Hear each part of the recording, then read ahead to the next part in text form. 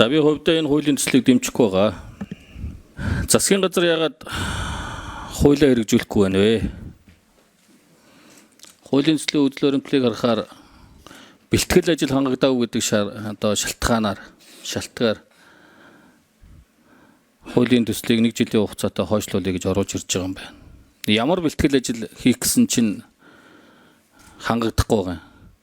Өнгөрсөн хууль батлагдсанаас хойш 1 жилийн хугацаанд засгийн газар энэ хуулийг хэрэгжүүлэх хүрээнд ямар ажил хийсэн? Ямар бэлтгэл ажлыг хангасан? Би хувьдаа бол огт бэлтгэл ажил хийгээгүй гэж бодож байгаа. Энэ талаар ямар ч гар хөдөлгөөгүй ажил хийгээгүй.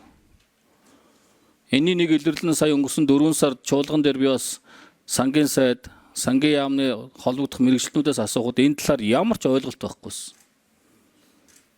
Энэний цаана дандаа төсөв хөрөнгөний асуудал байгаа. Төсөв санхүүгийн өөрчлөлт, орон нутгийн төсвийн эрх мэдлийг олох төсөв санхүү татврын асуудал гэдэг ингээ олон асуудлууд хийгдэх ёстой. Гэтэл сангийн яамны энэ тал дээр ямар ч ойлголтгүй байсан. Тэгээ засгийн газар ямар бэлтгэлийг хийх гээд 1 жилээр хойшлуулж байгаа. Юу хийсэн өнгөрсөн хугацаанд? Тэгээ 26 оны 1 сарын 1-ээс амжих юм уу? 1 жилээр хойшлуулахад.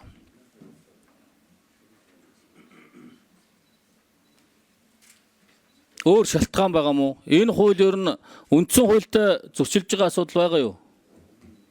Өөр бусад хуультай зөрчилж байгаа асуудал байгаа юу? Энэ нь хойшлуулах шалтгаан мөн үгүй юу? Байсан үгүй юу? Эсвэл зүгээр бэлтгэл ажил шаардна. Бэлтгэл ажлыг хийх ёстой юм. Засгийн газар хангах ёстой шүү дээ. Бэлтгэл ажлыг. Бэлтгэл ажил хангагдаагүй учраас энэ хуулийг хойшлуулж яана гэдэг бол өөрөө бас шалтгаан биш шүү. Биш. Үнэхээр хууль хоорондын зөрчил, үндсэн хуультай зөрчилдөх асуудал байсан юмаа гэж үзэж байгаа бол бас нэг өөр хэрэг.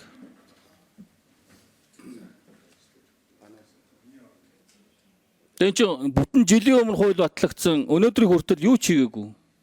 Энэ хуулийг хэрэгжүүлэх чиглэлээр ямар ч арга хэмжээ аваагүй. Ямар ч уулзалт, ямар ч одоо орон нутгад ажилласан юм байхгүй, иргэдтэй уулзалт танилцуулсан юм байхгүй. Би хараад яваадсан. Энэ хуулийг чинь батлуулах гэж бас тухайн үеийн хотын удирдлагуудтай ажлын хэсэгтэй нэлээд ажиллаж ач холбогдол өгж батлуулсан шүү дээ. Харамсалтай нь хууль батлуулаад тэгэл сонгуульдаа бүгд мордцгоосон, сонгуулийн үр дүнгээр өнөөдрийг хүртэл ингээл бүгд бялуураад юу ч хийхгүй явж байгаа шүү дээ. Яг үнэ хэлэхэд хууль хэрэгжүүлэх. За Эрдэнэбүрэн сайд хариулах уу? За хуулийн дээрэс нь нэмж хариулах хүмүүс бол манай ажлын хэсэг нэмээд бас хариулаар. За хуулийн хэрэгжилтийг хангах чиглэлээр алдарч авахлан гишүүнээр ахлуулсан ажлын хэсэг 20 минутын үндэсний орон дээр байгуулагдаад ажилласан. За одоо хамгийн хүндрэлтэй зүйл бол энэ эдгээр газрын хил хязгаарыг тогтоох асуудлууд байгаа. Зарим яг нь ерөнхийдөө бид нар зарчмын хувьд ерөнхийлөгөөнийхөө хилээр эдгээр газраа тогтоогоод явъя гэдэг ийм зарчим дээр ажилласан. За нэлээд олон газар бол хил хязгаараа ойлгомж одоо санал нэгдсэн газрууд бол нэлээд олон байгаа. За 7-8 шинээр байгуулагдах нь хотын ерөнхийлөгөөгүй зарим газрууд байгаа. Тийм учраас эдгээр ерөнхийлөгөөгүй байгаа газрууд дээр ерөнхийлөгөө батлуулж өгөх энэ ажлууд хийж байна. Энэ ажил бол бас нэлээд их цаг авч байгаа. За хоёр дахь үндсэн шалтгаан бол энэ хууль өмнөх их хурлын үед одоо батлагдсан хууль байгаа. За миний хувьд бол үндсэн хуультай зөрчил бол байхгүй, үндсэн хууль зөрчсөн зүйл бол байхгүй байна гэж ингэж үзэж байгаа. Зүгээр маш олон гишүүд бол энэ дээр одоо үндсэн хууль зөрчсөн гэдэг ийм санал ярьж байгаа. Тэгэхээр энэ хуулийг яг хэрэгжүүлж явахд бол бүгдээр нэгдсэн ойлголттой болж авах шаардлагатай байгаа. Улсын их хурлаасаа эхлээд тэгжээж хэрэгжүүлж эхлэхгүй бол шууд ингэж явахлаар бас янз бүрийн хил ам гараад ингээ нэг хуулиа хэрэгжүүлж чадахгүй бүр унахчих вэ гэж ингэж санаа зовж байгаа. Тийм учраас одоо энэ сунгасан хугацаанд ойлголтоо нэгтгэх чиглэлээр бол их ажил хийх шаардлагатай байгаа гэж ингэж үзэж байна.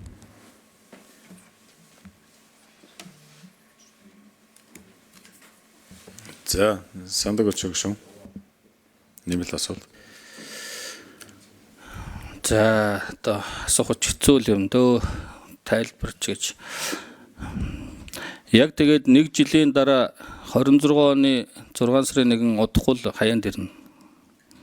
Та нарын бэлтгэл хангаж чадахгүй байгаа ажил тэгээ 1 жилийн хугацаанд хангагдах юм уу? 1 жилийн хугацаанд хангаж чадах юм уу Эрдэнэ нуран сайдаа? Ахаад 26 оны 6 сарын 1-нд тэгээд одоо ахаад хуулийн хугацаа хойшлол бэлтгэл ажил хангагдсангүй гэдээ хойшлуулах гэж сууж явах үү дээ. 1 жилийн хугацаанд тэгээ бэлтгэлийг хангаж амжих юм уу? Хангана гэд бүрэн дүүрэн хариулт өгч чадах уу? Тэгж байгаа бол хамаа алгын хуулийн чинь дэмжээ.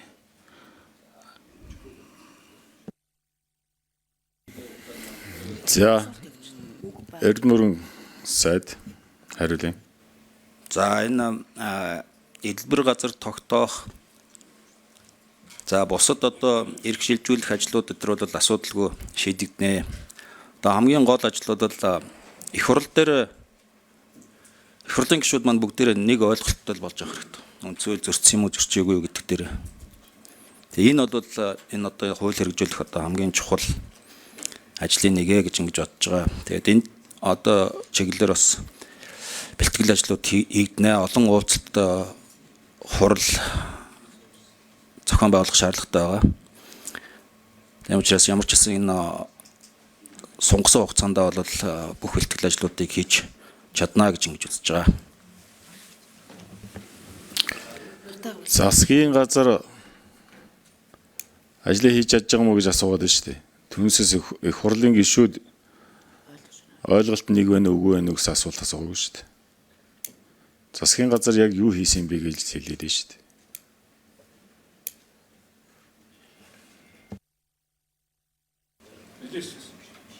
За Эрдэнэ нуран сайд. Засгийн газраас энэ гол одоо хамгийн түрүүнд хийгдэх ажлууд бол эдэлбэр газрын хэмжээг тогтоох байгаа. Тэгээ энэ чиглэлээр ажлуудаа хийж байгаа. Хэд хэдэн газар ерөнхийдөлгөөгүй газар байна, газрууд байна. Ерөнхийдөлгөөнүүдийг яаралтай хийлгүүлэхээр ингээд явж байгаа гэдэг хэлмээр. За Батлууд гишүүн ажлын хэсгийн дарга. За өдрийн мэндэргээ. За гишүүд маань тал талын өөр өнцгөө ойлголттой байна. Яг үнэндээ одоо 20 минутын хот гэдэг төслийн сайдын хувьд үндсэн хууль дээр зөрчилдөх зүйл харьцангуй байхгүй гэдэг хэлж байгаа.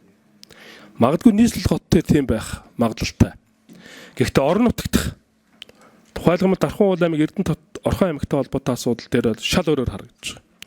Тэгээ хууль эрхцэн хувьд ойлгомжгүй байдал үүсээд хахаар яг үнэндээ засгийн газар тэн дээр хийх ажил нь тодорхой биш болчиход байгаа юм л да. Тэн дээр хийж чадах, хийх зүйл үнэхээр хэцүү болчиход байгаа. Одоо энэ хууль гарсантай холбоотой дагаж мөрдөх журмын тухай хууль гэж байна. Дагаж мөрдөх журмын тухай хуулиар тухайлах юм бол Эрдэнэт хотын зөвлөлийн асуудлыг Орхон аймгийн иргэдийн төлөөлөгч суурал. Эрдэнэт хотын захирчийн ажлыг Орхон аймгийн засаг дарга одоо бүрий хотын статустай болтол ингээ хариуцсан явах нь гэж.